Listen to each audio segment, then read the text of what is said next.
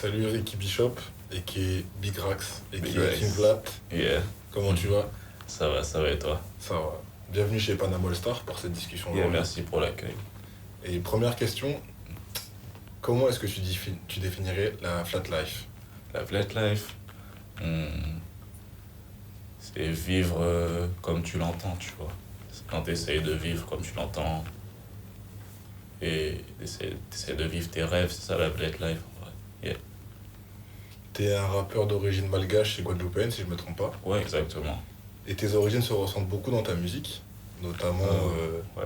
on pourrait même voir un hommage au bouillon en fait dans ce que tu fais. Dans ton dernier EP, ça s'appelle New Bouillon carrément. Ouais, de fou. Euh, mais comment est-ce que tu essayes de le réinventer en fait, ce style-là?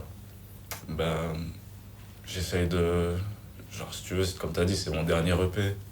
Mais avant ça, je fais pas de la musique depuis du bouillon, donc j'ai pas mal de trucs que j'ai déjà fait par le passé. J'ai expérimenté pas mal de styles et tout, tu vois. Et ben, j'essaie de ramener cette patte et tout ce que j'ai accumulé comme flow et comme délire des dernières années, j'essaie de le ramener ben, avec cette patte caribéenne, justement, avec ce style, ben, le new bouillon, tu vois. Donc, avant de te trouver aujourd'hui, Ouais. par quelle sorte de style t'es passé? Ouais, vraiment, je suis un rappeur, on va dire, new wave. On peut dire ça, tu vois, mais en gros, moi je crache pas sur le nom, puisque en vrai, on est la wave et on ramène toujours de nouvelles choses, donc c'est vrai, tu vois.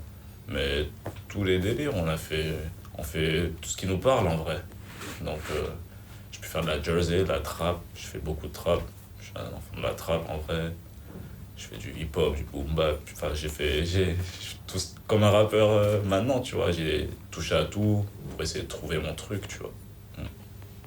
T'as parlé de la New Wave, c'est intéressant Mhm. parce que j'ai l'impression qu'on n'a jamais eu une définition vraie de la Ouais, New c'est un Wave. peu fourre-tout, ouais. Toi, Ouais, comment je est-ce que crois bien. tu l'as défini, toi, cette Bah, définition? en vrai, ouais, c'est vraiment fourre-tout, mais pour moi, les gens qui sont de la new wave, c'est des gars déjà qui font ce qu'ils veulent et qui essayent de pas rester dans les codes du mainstream, mais plutôt de faire une musique qui leur ressemble, qui ressemble à leur quotidien. La plupart des gars de la new wave, entre guillemets, c'est ça, tu vois. Après, ouais, tout est dans le nom, hein. C'est les gens qui ramènent des nouveautés et qui sont pas tous underground, mais ils sont pas forcément super connus ou tu vois, ont pas percé comme tu l'imagines, tu vois. Donc, raconte-moi un peu, toi, d'où est-ce que vient ton parcours, toi? À quel moment déjà t'as commencé la musique? Ouais, j'ai commencé la musique quand même il y a longtemps, mais sérieusement, on va dire, en mode sortir des clips, euh, faire des singles, des petits shows, être un rappeur, quoi, c'est depuis 2019. Donc ça commence à dater, ça fait 5 ans, 5 6 ans bientôt. Donc, et j'ai commencé, ben, comme beaucoup, via l'influence d'un proche. Moi, c'est mon frérot Santa La Prince, il m'a influencé de... Je l'ai vu faire, ça m'a donné envie de tester, tu vois. Et j'écrivais déjà un peu de mon côté. J'ai toujours eu ce truc, je kiffe la musique, tu vois, c'est ma passion. Donc j'ai toujours un truc avec la musique, mais je savais pas vraiment quoi, jusqu'à ce que je commence à faire du son, à rapper. Est-ce que t'as grandi dans une famille de musiciens? Famille de musiciens, c'est beaucoup dire, mais j'ai des oncles qui ont été musiciens par le passé quand même. J'ai des cousines aussi qui sont très talentueuses, qui chantent, qui jouent des instruments. Mais mes parents et tout, on n'est pas dans la musique, tu vois. C'est pas des musiciens. Ouais. Mais, Justement, mais dans un environnement où il y a de la musique, par contre, ouais. C'est pas une famille de musiciens, mais je sais que mon père, il écoute énormément de musique. Et ça m'a beaucoup influencé. Ma mère aussi, ce qu'elle écoute. Donc, ouais. J'ai grandi avec beaucoup de musique autour de moi quand même. Et raconte-moi justement dans quel cadre t'as grandi. Que font tes parents déjà? Ben, dans une bonne famille, on va dire normale, tu vois. Mais mes parents, ils sont enseignants, les deux. Donc, on est beaucoup dans la transmission. Et puis, c'est des parents stricts, tu vois. Donc, dans un bon cadre. Je suis content de comment j'ai grandi, tu vois. Et est-ce que ça t'a permis justement de t'enraciner, à la fois du côté Ça, malgache et du côté guadeloupéen? Ben, plus du côté Guada, justement pas, parce que j'ai grandi là-bas, je suis né là-bas, j'ai vécu 15 ans là-bas, donc forcément, les gens qui ont deux cultures, ils savent qu'il y a très souvent, il y a une culture qui prédomine, tu vois. Mais justement, ça me permet d'embrasser aussi mon côté malgache, j'essaie de le découvrir plus, tu vois. Et est-ce que c'est le fait d'avoir vécu en Guadeloupe qui te permet aujourd'hui de te sentir un peu plus libre dans ta musique? Parce que tu rappes à la fois en français, en anglais, Ouais. et même un peu en créole quand même. Ouais, en créole, c'est très rare. Enfin, je mets des petites phrases, des petits refrains, des trucs, tu vois. Mais français, anglais, après la Guadeloupe, c'est en Amérique. Frérot, pour moi, même quand j'étais là-bas, c'est ça mon mindset. Pour moi, j'étais en Amérique, frère. J'étais pas, tu vois. Après, c'est ça. Donc, j'ai toujours été influencé par cette culture afro-américaine, on va dire. Et, et voilà, ouais, je pense que la Guadeloupe, ça joue un bon rôle, mais pas que. Je pense que c'est surtout le fait de voyager, de rencontrer des gens de différentes cultures. C'est surtout ça qui apporte l'ouverture d'esprit et l'inspiration, ouais. Donc aujourd'hui, si on prend tout ton mélange, ton bagage culturel et ce que tu as vécu dans ta vie, ça donne aujourd'hui un produit où tu fais du bouillon, que tu mélanges avec la trappe, la jersey. Ouais, c'est dans un truc où aussi on teste on est un peu comme des chimistes des fois, tu vois, quand on fait de la musique, on teste des bails. Et puis moi, mon goal en vrai, c'est d'avoir ma sonorité à moi. T'entends ça, tu sais que, ah ouais, putain, ça c'est Big Rex type shit, tu vois. Et donc voilà, je travaille dans ce sens-là. Et on travaille, je dis beaucoup on, parce que on fait jamais les trucs seul, tu vois. Il y a toujours des producteurs autour, d'autres artistes. Voilà. Mais je travaille pour ça, ouais, fort. Et quelles sont tes inspirations aujourd'hui? Mes inspi, ben, c'est beaucoup mon entourage, tu vois. Mes vlimes, mes tracks, Implacable, Twisty Cinco, KX, Biggie Sauce, enfin tous mes frérots, ils m'inspirent de fou, tu vois. Ensuite, beaucoup la scène New Wave, Serran, j'écoute beaucoup, 63 OG aussi. Et puis sinon, ça c'est niveau rap, tu vois. Mais en vrai, mes inspirations, elles sont surtout hors rap. Genre, ce week-end, il m'inspire beaucoup. J'écoute très peu, mais c'est quelqu'un qui m'inspire beaucoup. Et ouais, Anderson .Paak, je peux sortir des blazes, c'est pas des rappeurs, tu vois. Mais j'écoute beaucoup de son Naija aussi. Donc ouais, je suis inspiré vraiment j'ai diverses influences et je pense que ça se ressent un peu dans la musique, tu vois. Ben, je pensais que tu allais peut-être parler de quelqu'un comme Playboi Carti. Comme Cartier, Parce ouais. que la pochette de ton dernier projet, Yeah. elle ressemble étrangement Étrangement. à la pochette de son premier projet Ali Magnola. Juste étrangement, ouais, de son projet self-titled, ouais. Ben, en vrai, ouais, c'est une grosse source d'inspiration aussi. Au même titre que Lil Uzi, que Future encore plus, tu vois. Mais ouais, pourquoi j'ai fait cette cover en vrai, c'est que cet album de Carti, il ramenait vraiment un nouveau son aussi à cette période, tu vois. Il n'y avait vraiment pas ce son. Enfin, comme tous les albums de Carti un peu, mais celui-là particulièrement, selon moi. Et genre, je trouvais que c'était cool de faire le parallèle avec ce que je ramenais aussi dans New Bouillon. C'était un petit clin d'œil pour ceux qui connaissent. Et dans ta musique, il y a aussi des références beaucoup à des femmes. Ouais. Moi, en t'écoutant, je me suis dit que bon, fallait quand même que je te pose la question. Par exemple, dans ton morceau 7D, ouais. Tu parles de ton rapport conflictuel avec une femme. Ouais. Notamment, à un moment, t'expliques que tu lui as envoyé un message à 23h. Et qu'elle a fait répondu. Non, mais ça, c'est des trucs qui me font rire, tu vois. Et souvent, dans mes sons, en tout cas, je vais avoir tendance à... Tu vas avoir l'impression que je parle que d'une meuf. Mais au final, c'est une synthèse de plusieurs situations où c'est plusieurs personnes différentes, où, tu vois, souvent c'est plus fantastique que ça te paraît, mais c'est toujours inspiré de faits réels. Cette anecdote-là, c'était vrai? Cette anecdote-là, ouais, les horaires sont pas forcément vrais, mais c'est dans l'idée, tu vois. Dans l'idée... This happens, shit happens. Est-ce que Ricky Bishop a déjà eu le cœur brisé? Ouais, bien sûr. Mais je pense que tous les humains, ils ont eu le cœur brisé.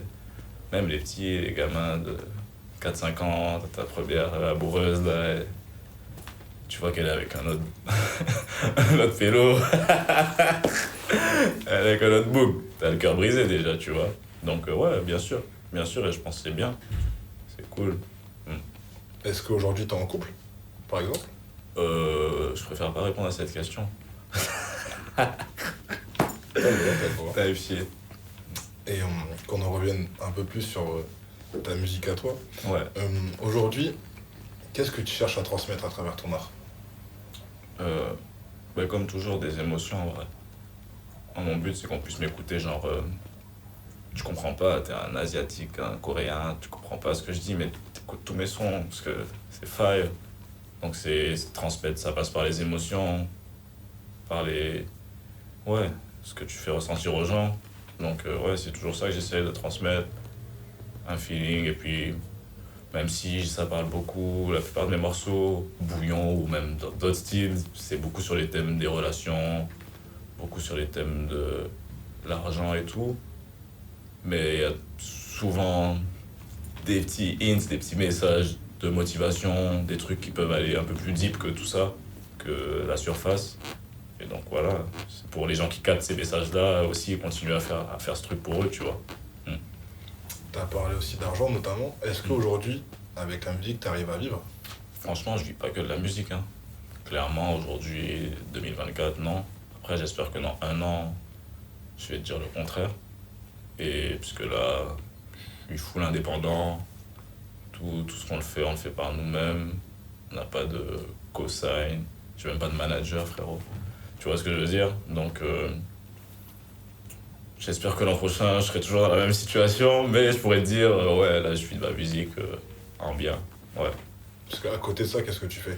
Bah, j'ai plusieurs trucs, je fais des études, tu vois, j'ai un master, et donc j'ai quelques compétences, on va dire, et je fais beaucoup de jobs en freelance, je fais beaucoup de branding, j'ai beaucoup de projets d'entrepreneuriat aussi, donc on essaye de tout mettre bout à bout et d'avancer, tu vois, on hustle comme tout le monde hein, dans ce pays. On peut dire que tu hustles plutôt bien, puisque là, on est en octobre 2024. Ouais, En octobre 2021, ça fait presque maintenant. Ça fait 3 ans que tu as Ouais. sorti ton projet Big Racks, Big Rex, ouais. qui était ton. Est-ce qu'on peut le considérer comme ton premier vrai EP? Oui et non, mais c'est le premier EP que je m'enregistre moi-même, que je mixe moi-même, je masterise moi-même, donc ouais, dans ce sens-là. Et ouais, de fou. Il y a eu Big un Rex. parcours déjà qui a été réalisé. De fou. Bah, depuis Big Rex, c'est devenu mon surnom. Qu'est-ce que ça veut dire d'ailleurs? Big Rex, parce que vraiment, je m'appelle Ricky, et j'ai un frérot à moi, Flosky, qui vient de London, et il m'appelait souvent Rex, et du coup, de là, je sais plus, je l'ai dit dans un son un jour, Big Rex, en mode ad-libs, et j'ai dit, ah, ça sonne bien, là, Big Rex. Du coup, vas-y, je commencé à le dire dans voilà les sons, et tu connais les frérots, ça donne des noms, ça charrie et tout, ben ouais, ça m'appelle Big Rex depuis, tu vois. Et ouais, c'est une motivation en vrai aussi, Big Rex, c'est qu'on a envie d'avoir des grosses liasses d'argent, des grosses liasses de connaissances aussi, de savoir, tu vois. On aspire à l'abondance, donc Big Rex c'est dans ce sens-là aussi. Est-ce que dans 10 ans, là, si tu réfléchis, tu sais déjà quelle trace tu voudrais laisser là dans la musique? Ouais, carrément. Hein. Franchement, j'ai la vision jusqu'à 10 ans, ouais, je pense. Et ben, j'espère que dans 10 ans, on va réécouter Big Rex et dire que putain, waouh, c'était déjà chaud. C'était déjà trop chaud quand c'était sur la rage, les rage beats et tout, tu vois. Non, et aussi que dans 10 ans, genre, ben, comme je t'ai dit, cette barrière de la langue et tout, que ma musique arrive à la vaincre et à être écoutée partout, que des gens ils peuvent toujours sucrer ça en les mains, tu vois, ce serait hard. Et en tant qu'être humain, est-ce que tu aspires à Tant qu'être humain, laisser un message ou une marque? ouais, bien sûr. Hein. Selon moi, c'est important de connaître ta mission sur Terre, tu vois. Donc après, ça, c'est un truc. Je préfère garder c'est des réflexions personnelles souvent, mais c'est important de connaître sa mission. Donc, ouais, je sais que je vais laisser une trace dans la musique, mais pas que. Mais la musique, c'est vraiment mon vecteur de... C'est comme ça que je communique, tu vois. Là, aujourd'hui, on parle et tout, mais moi, je suis timide, gros. On C'est dirait pas, vraiment on dirait dans la pas. musique, je communique vraiment. Parce que là, on parle de ma musique, donc vas-y, je suis à l'aise, mais c'est dans ça que je vais laisser déjà une première trace, et après, on verra ce que l'avenir nous réserve. En tout cas, à défaut de voir 10 ans plus tard, Ouais, là, on peut déjà avoir une échéance là, ce vendredi 1er novembre. le 1er Vu novembre, que ça, tu vas faire un show pour Panama Stars, ça va turn up de fou. Genre là, j'ai commencé un petit party tour aussi, on va faire la fête dans plusieurs villes et tout. Et là, c'est la première fois que on peut faire un peu, on va faire un peu ce format sur Paname, tu vois, grâce à Panam All Stars aussi. On va turn up. À quoi on peut s'attendre là ce vendredi 1er novembre pour Panama All Star, pour fêter les 3 ans? À beaucoup de danse, beaucoup de bonnes énergies, de bonnes vibrations. Et je vais lâcher des exclus. Je sens que les gens seront chauds, donc je serai chaud aussi, tu vois. Moi, il m'en faut peu. Donc ouais, je pense qu'il faut s'attendre à une soirée épique. Là, je suis un peu fatigué, tu vois. Je reviens de Lyon hier et c'était fire. Mais je pense que Panama Stars, ça va mettre la barre encore plus haut, tu vois. En tout cas, j'espère. Je te dis à vendredi alors. Un vendredi, bro. Yeah.